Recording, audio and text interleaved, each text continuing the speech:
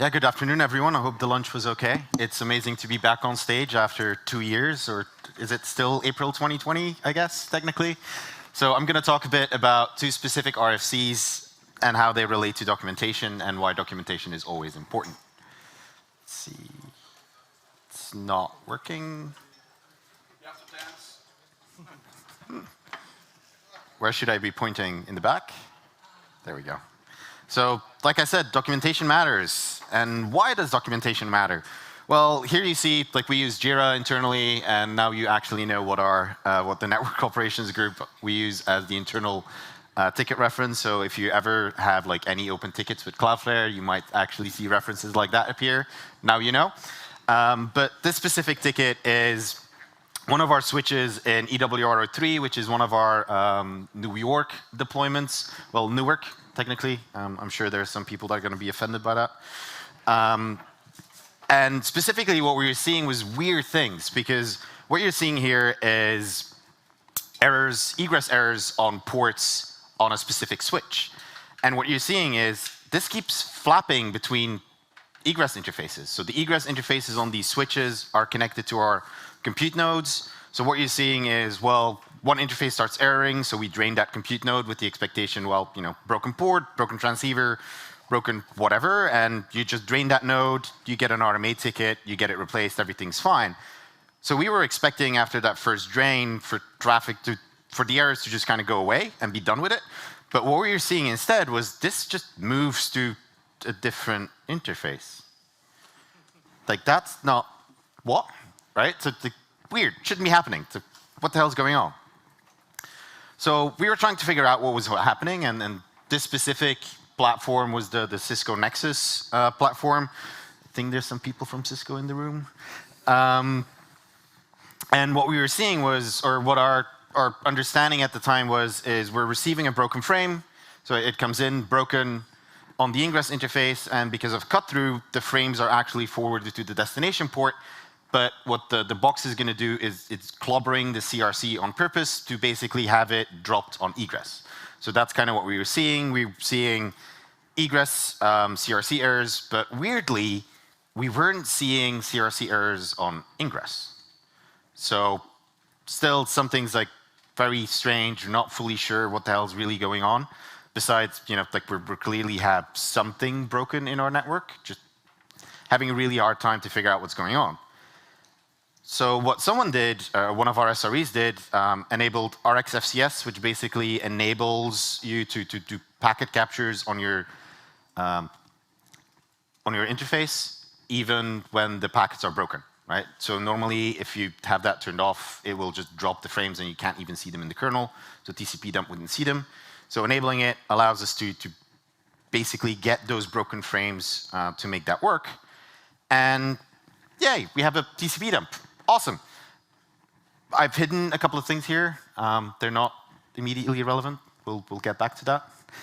The weird thing was, so we're seeing basically at the end of our network, at the bottom of our network, right behind the spines, behind the leaves, at our compute side, we're seeing broken frames, right? So that's kind of established. But the weird thing is, like, where the hell are they coming from? Because like that needs to pass through at least 3 other layers of networking kit. Why aren't those layers seeing those problems, right? Because the expectation being, we're getting something broken from the outside, it's coming through the network, it's passing by our edges, it's passing by our spines, and it's passing through our leaves. And it's only the leaves at the end that see what the hell is going on. Fortunately, I have some friends, and one of them basically indicated that the Nexus 7 case specifically has a really long history of looking into packets that they probably shouldn't do. Specifically, if there's encapsulation happening, it might actually start looking at the CRC header of the encapsulated packet. And that really helped. Now, what does this have to do with documentation? Well, this should be familiar to most of you.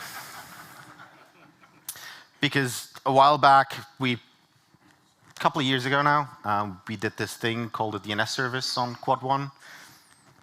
Might be familiar. But the thing with that is there's certain vendors that have official documentation that is still online, and it uses, and I'll go into that here.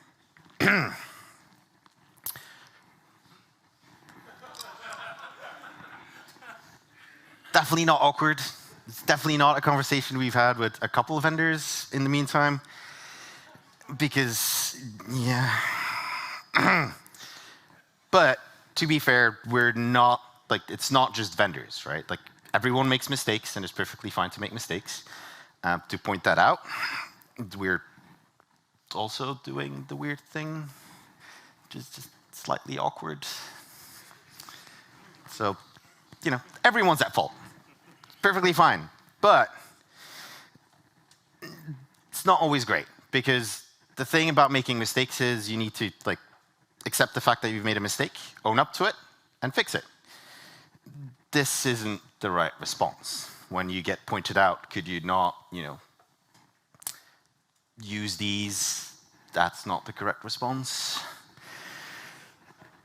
I mean, you know, people do what people do, but yeah.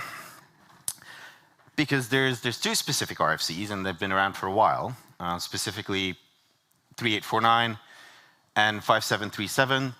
3849 is probably older than a couple of people in the industry at this point in time. 5737, it's getting there. Like, this can drink legally. To reinforce, there's two specific RFCs. Please use the RFCs. They're there for a reason.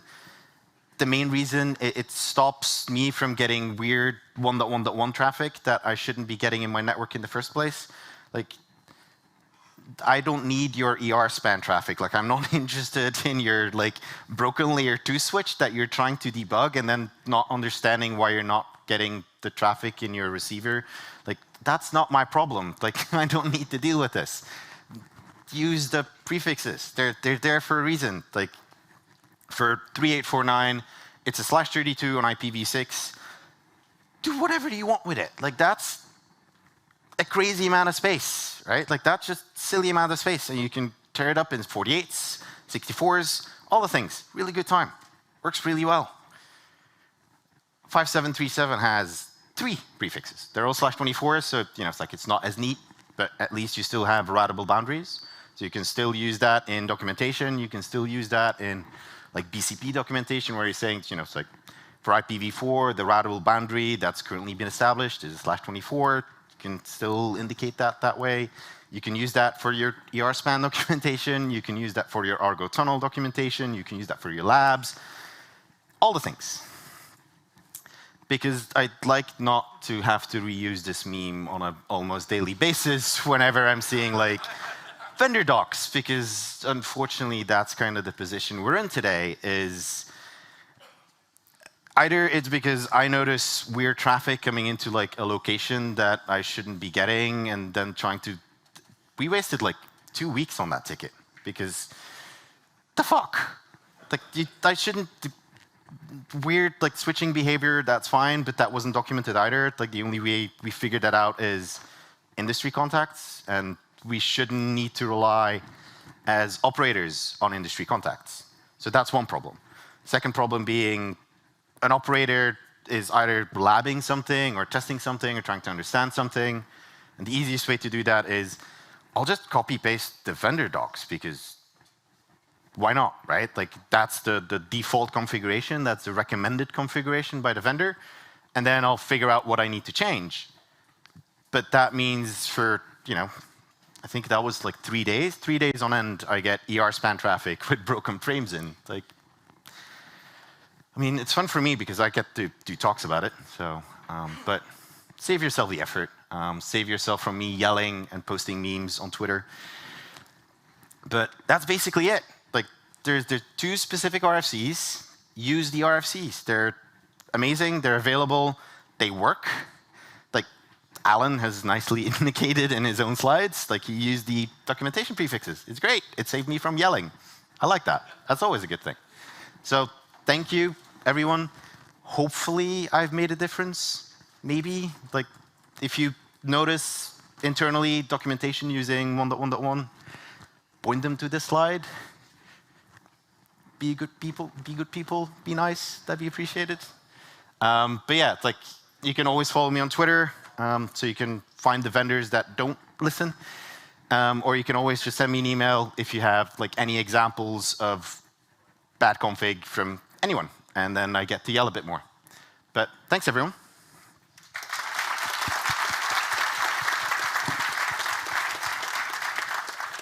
So since it's an RFC, is there any comments or questions?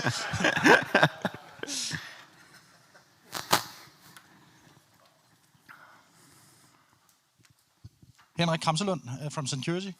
Just a small fun comment about the Danish police at one point put out a PowerPoint presentation where they were using like the 10, 8, that's private address space, and I think it was 11 and 12, which were actual networks, and one of them were the hacker in the presentation. The 10 and 11 space is 11 and 12 is DoD space, I think, as well. So sure, the Americans appreciate that. Anybody else? Hi, Mikkel from Subspace. In a previous life, we had the opposite problem with a big Japanese storage provider where all the field engineers were putting all the management network into the documentation range, and when you ask them, like, well, the documentation says it should be this, so.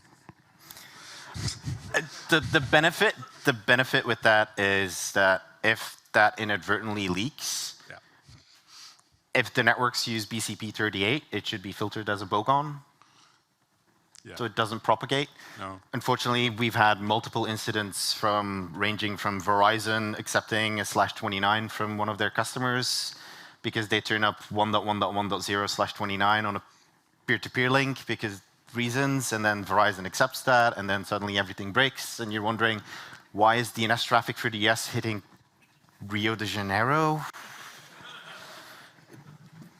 Things break, but there's benefits because I don't run a service on the documentation ranges yet. We'll see if Jeff decides to hand that one to us at one point or another. All right. Anybody else? No? Well, thank you again, Tom. Thank you very much. Ooh, awesome.